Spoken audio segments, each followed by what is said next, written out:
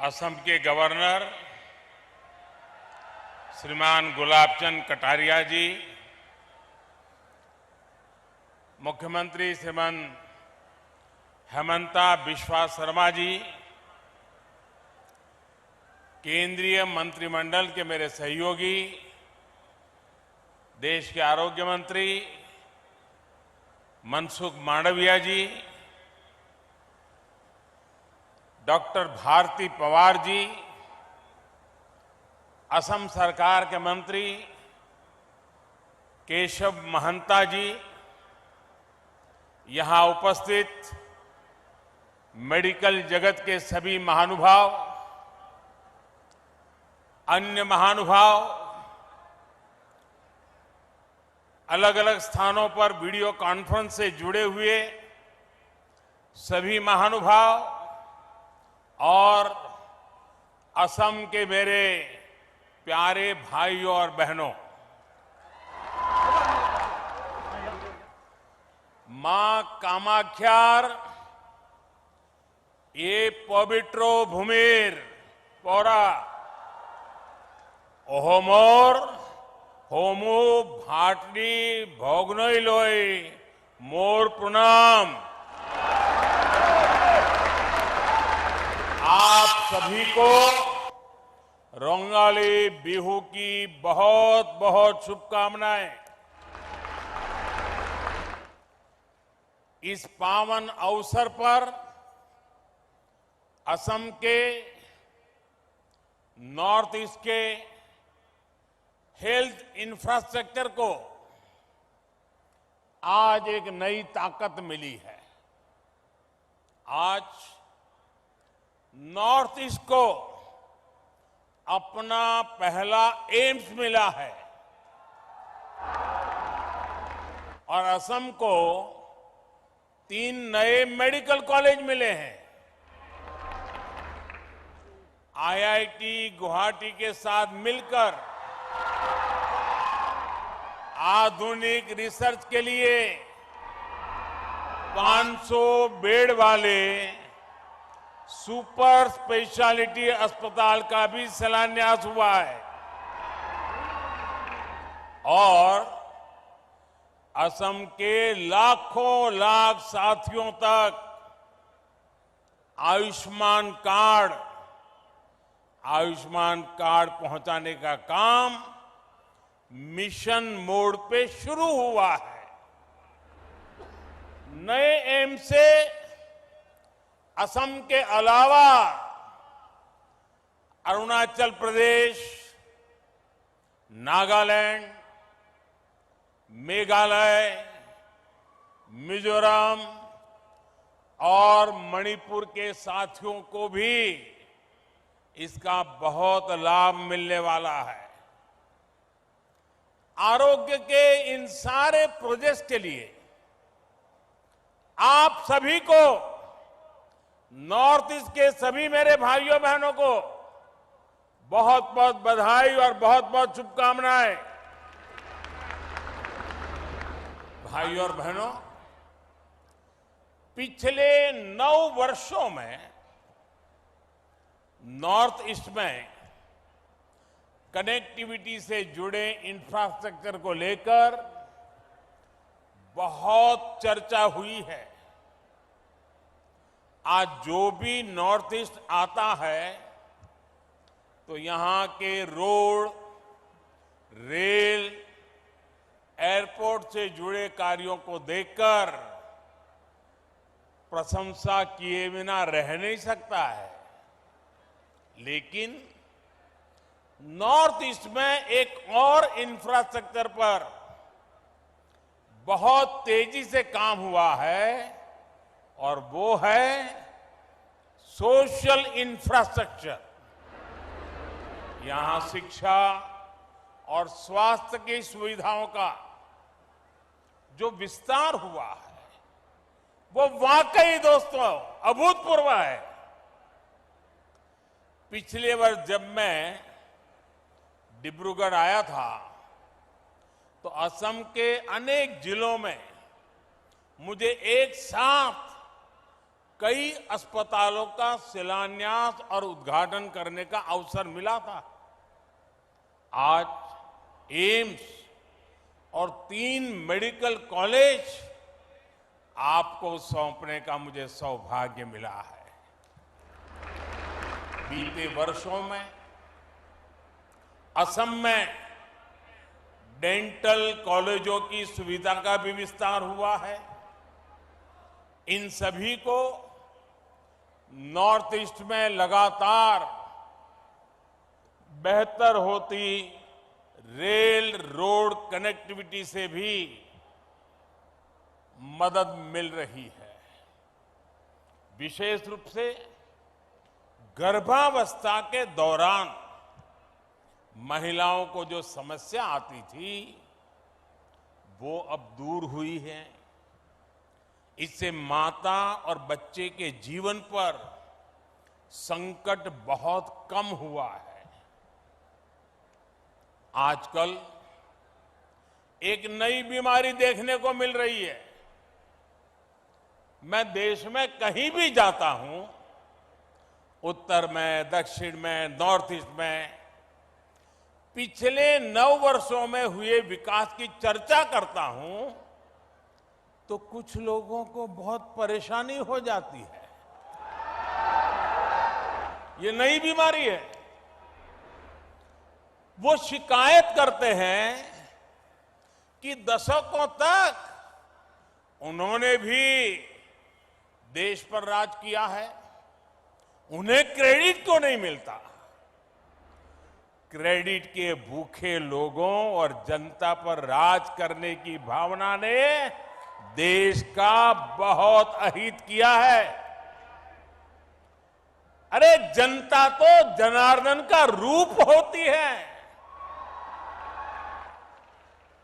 ईश्वर का रूप होती है।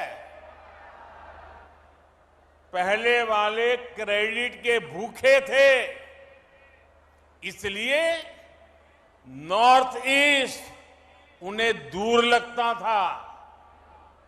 एक परायेपन का भाव उन्होंने पैदा कर दिया था। हम तो सेवा भाव से, आपके सेवक होने की भावना से, समर्पण भाव से आपकी सेवा करते रहते हैं। इसलिए नॉर्थ ईस्ट हमें दूर भी नहीं लगता और अपनेपन का भाव भी कभी भी कम नहीं होता है। मुझे खुशी है कि आज नॉर्थ ईस्ट में लोगों ने विकास की बागडोर आगे बढ़कर खुद संभाल ली है। वो नॉर्थ ईस्ट के विकास से भारत के विकास के मंत्र को लेकर आगे बढ़ रहे हैं।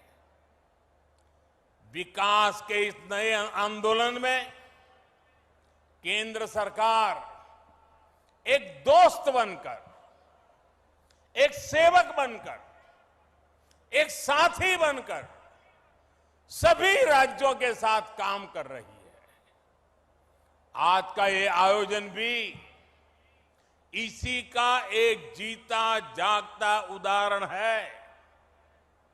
साथियों, दशकों तक हमारा पूर्वोत्तर कई और चुनौतियों से जूझता रहा है। जब किसी सेक्टर में परिवारवाद, क्षेत्रवाद, भ्रष्टाचार और अस्थिरता की राजनीति हावी होती है, तब विकास होना असंभव हो जाता है। और यही हमारे हेल्थ केयर सिस्टम के साथ हुआ। दिल्ली में जो एम्स है वो 50 के दशक में बना था। देश के कोने कोने से लोग आकर दिल्ली एम्स में इलाज कराते थे, लेकिन दशकों तक किसी ने ये नहीं सोचा कि देश के दूसरे हिस्सों में भी एम्स खोलने चाहिए। अटल जी की जब सरकार थी तो उन्होंने पहली बार इसके लिए प्रयास शुरू किए थे, लेकिन उनकी सरकार जाने के बाद फिर सबका ठप पड़ गया। जो एम्स खोले भी गए वहां व्यवस्थाएं खस्ताहाल ही रही। 2014 के बाद हमने इन सारी कमियों को दूर किया। हमने बीते वर्षों में 15 नए एम्स पर काम शुरू किया। 15। इनमें से अधिकतर में इलाज और पढ़ाई दोनों सुविधा शुरू हो चुकी है। एम्स गुवाहाटी भी इस बात का उदाहरण है कि हमारी सरकार जो संकल्प लेती है उसे सिद्ध करके भी दिखाती है। ये असम की जनता का प्यार है जो मुझे बार बार यहां खींच के ले आता है। शिलान्यास के समय भी आपके प्यार ने मुझे यहां बुला लिया और आज लोकार्पण के समय भी आपका प्यार बढ़ चढ़ करके, और वो भी बिहू के पवित्र समय, यहां मुझे आने का अवसर मिल गया। ये आपका प्यार ही है। साथियों, पहले की सरकारों की नीतियों की वजह से हमारे यहां डॉक्टरों और दूसरे मेडिकल प्रोफेशनल की बहुत कमी रही है। ये कमी भारत में क्वालिटी हेल्थ सर्विस के सामने बहुत बड़ी दीवार थी। इसलिए बीते 9 वर्षों में हमारी सरकार ने मेडिकल इंफ्रास्ट्रक्चर और मेडिकल प्रोफेशनल बढ़ाने पर बड़े स्तर पर काम किया है। 2014 से पहले 10 सालों में करीब 150 मेडिकल कॉलेज बने थे। पिछले 9 वर्षों में हमारी सरकार में करीब 300 नए मेडिकल कॉलेज बने। पिछले 9 वर्षों में देश में एमबीबीएस सीटें भी 2 गुनी बढ़कर 1 लाख से अधिक हो चुकी है। पिछले 9 वर्षों में देश में मेडिकल की पीजी सीटों में भी 110% की बढ़ोतरी हुई है। हमने मेडिकल शिक्षा के विस्तार के लिए नेशनल मेडिकल कमीशन की स्थापना की है। पिछड़े परिवारों को, बैकवर्ड फैमिलीज के बच्चे डॉक्टर बन सके, इसके लिए हमने आरक्षण की सुविधा का भी विस्तार किया है। दूर दराज वाले क्षेत्रों के बच्चे भी डॉक्टर बन सके, इसलिए हमने पहली बार भारतीय भाषाओं में मेडिकल की पढ़ाई का विकल्प दिया है। इस वर्ष के बजट में 150 से अधिक नर्सिंग कॉलेज खोलने का ऐलान भी किया गया है। अगर मैं नॉर्थ ईस्ट की बात करूं तो यहां भी बीते 9 वर्षों में मेडिकल कॉलेज की संख्या 2 गुने से अधिक हो चुकी है। अभी अनेक मेडिकल कॉलेजों पर काम चल रहा है। कई नए मेडिकल कॉलेज यहां बनने जा रहे हैं। बीते 9 वर्षों में नॉर्थ ईस्ट में मेडिकल की सीटों की संख्या भी बढ़कर के पहले के मुकाबले 2 गुनी हो चुकी है। भाइयों और बहनों, आज भारत में हेल्थ सेक्टर में इतना काम इसलिए हो रहा है क्योंकि आप सभी देशवासियों ने 2014 में एक स्थिर और मजबूत सरकार बनाई। भाजपा की सरकारों में नीति, नियत और निष्ठा किसी स्वार्थ से नहीं बल्कि राष्ट्र प्रथम, देशवासी प्रथम, इसी भावना से हमारी नीतियां तय होती है। इसलिए हमने वोट बैंक के बजाय देश की जनता की मुश्किलों को कम करने पर फोकस किया। हमने लक्ष्य बनाया कि हमारी बहनों को इलाज के लिए दूर ना जाना पड़े। हमने तय किया कि किसी गरीब को पैसे के अभाव में अपना इलाज न टालना पड़े। हमने प्रयास किया कि हमारे गरीब परिवारों को भी घर के पास ही बेहतर इलाज मिले। साथियों, मैं जानता हूं कि इलाज के लिए पैसे ना होना गरीब की कितनी बड़ी चिंता होती है। इसलिए हमारी सरकार ने 5 लाख रुपए तक का मुफ्त इलाज देने वाली आयुष्मान योजना शुरू की। मैं जानता हूं कि महंगी दवाइयों से गरीब और मध्यम वर्ग कितना परेशान होता है। इसलिए हमारी सरकार ने 9,000 से ज्यादा जन औषधि केंद्र खोले। इन केंद्रों पर सैकड़ों दवाइयां सस्ते में उपलब्ध कराई।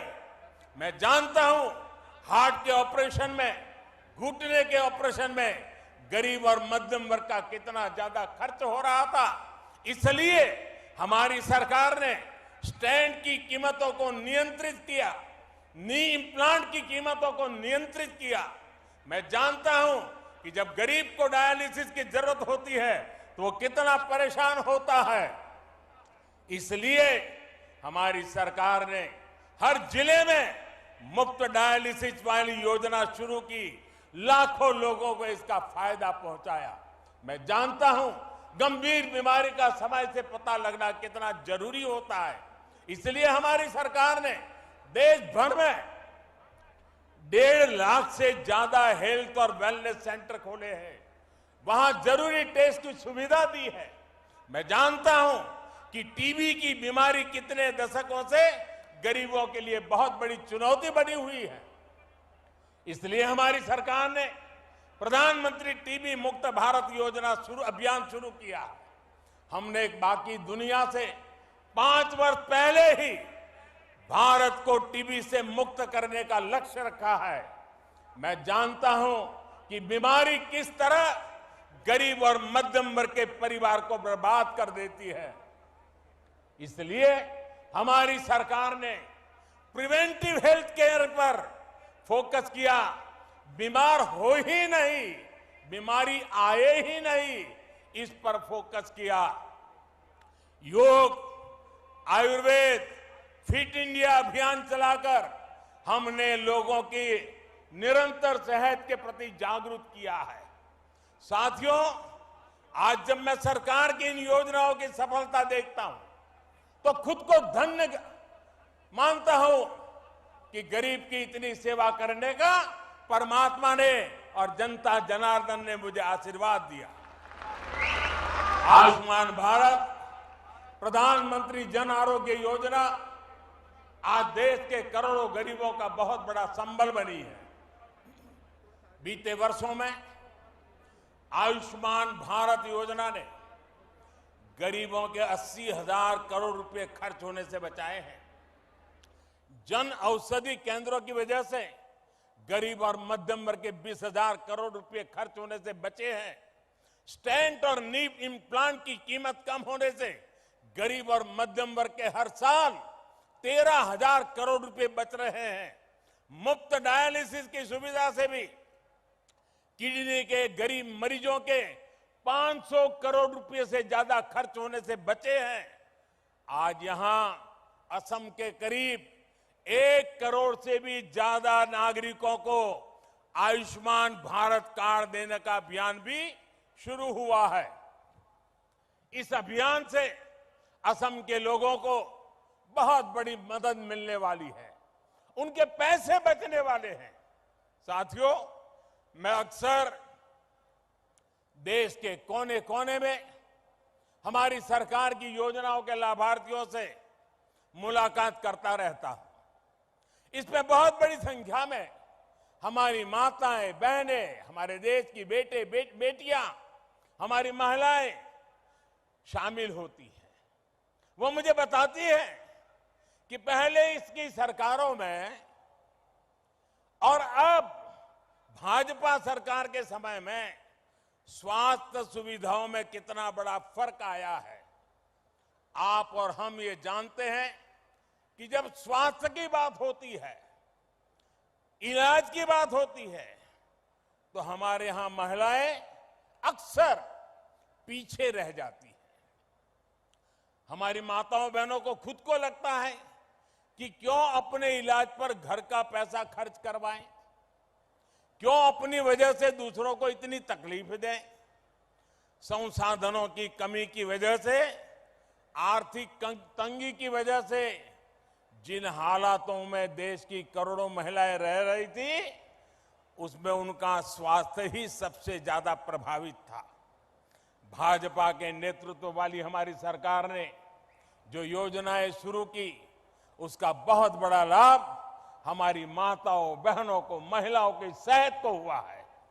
स्वच्छ भारत अभियान के तहत बने करोड़ों शौचालय ने महिलाओं को बहुत सारी बीमारियों से बचाया है। उज्ज्वला योजना के तहत मिले गैस, उस गैस कनेक्शन से महिलाओं को जानलेवा धुएं से मुक्ति दिलाई है। जल जीवन मिशन के तहत हर घर जल आने से करोड़ों महिलाओं का पानी से होने वाली बीमारियों से बचाव हुआ है। मिशन इंद्रधनुष ने करोड़ों महिलाओं का मुफ्त टीकाकरण करके उन्हें गंभीर बीमारी से बचाया है। आयुष्मान भारत योजना ने महिलाओं को अस्पताल में 5 लाख रुपए तक के मुफ्त इलाज का भरोसा दिया है। प्रधानमंत्री मातृ वंदना योजना ने महिलाओं को गर्भावस्था के दौरान आर्थिक मदद दी है। राष्ट्रीय पोषण अभियान ने महिलाओं को पौष्टिक भोजन मुहैया कराने में मदद की है। जब सरकार संवेदनशील होती है, जब गरीब के प्रति सेवा की भावना होती है, तो ऐसे ही काम किया जाता है। साथियों, हमारी सरकार भारत के हेल्थ सेक्टर का 21वीं सदी की आवश्यकता के मुताबिक आधुनिकीकरण भी कर रही है। आज Ayushman Bharat digital health mission से देशवासियों को डिजिटल हेल्थ आईडी दी जा रही है। देश भर के अस्पतालों, हेल्थ प्रोफेशनल्स को एक प्लेटफॉर्म पर लाया जा रहा है। इससे एक क्लिक पर ही देश के नागरिक का पूरा हेल्थ रिकॉर्ड उपलब्ध हो जाएगा। इससे अस्पतालों में इलाज की सुविधा बढ़ेगी, सही डॉक्टर तक पहुंचना सरल होगा। मुझे खुशी है कि इस योजना के तहत अभी तक लगभग 38 करोड़ डिजिटल आईडी बनाई जा चुकी है। इसमें 2 लाख से अधिक हेल्थ फैसिलिटी और 1.5 लाख से अधिक हेल्थ प्रोफेशनल वेरीफाई हो चुके हैं। आज ई संजीवनी भी घर बैठे बैठे उपचार का पसंदीदा माध्यम बनती जा रही है। हम सुविधा का लाभ देश भर के 10 करोड़ साथी ले चुके हैं। इससे समय और पैसा दोनों की बचत सुनिश्चित हो रही है। भाइयों और बहनों, भारत के हेल्थ केयर सिस्टम में परिवर्तन का सबसे बड़ा आधार है सबका प्रयास। कोरोना के संकट काल में भी हमने सबका प्रयास की ताकत देखी है। दुनिया के सबसे बड़े, सबसे तेज, सबसे प्रभावी कोविड टीकाकरण अभियान की प्रशंसा आज दुनिया कर रही है। हमने मेड इन इंडिया वैक्सीन बनाई, उन्हें बहुत कम समय के भीतर दूर दूर तक पहुंचाया। इसमें आशा वर्कर, आंगनवाड़ी कार्यकर्ता, प्राइमरी हेल्थ केयर वर्कर से लेकर फार्मास्यूटिकल सेक्टर तक के सारे साथी ने शानदार काम किया है। इतना बड़ा महायज्ञ तभी सफल होता है जब सबका प्रयास हो और सबका विश्वास हो। सबका प्रयास की भावना के साथ हमें आगे बढ़ना है। आइए सबका प्रयास से स्वस्थ भारत, समृद्ध भारत के मिशन को हम पूरी निष्ठा से आगे बढ़ाएं। एक बार फिर एम्स और मेडिकल कॉलेज के लिए असम के लोगों को मैं फिर एक बार बहुत बहुत बधाई देता हूं। और आपने जो प्यार दिखाया, इतनी बड़ी तादाद में आशीर्वाद देने आए, आपको प्रणाम करते हुए, आपका धन्यवाद करते हुए मेरी वाणी को विराम देता हूं।